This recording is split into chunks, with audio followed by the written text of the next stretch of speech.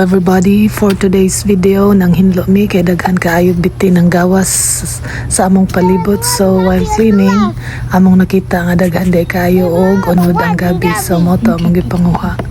And ang uban gihatag sa silingan. Kay labo man kani siya nga gabi, maglata mi og bukog sa baboy para sa among panihapon. Step 1, hugasin ang baboyons. Basic, very basic. And dala ang mga lamasarns. Presko kaya itong mga lamasarns, no? Kay bago ginang harvest. Dayo naghiwa-arns to din.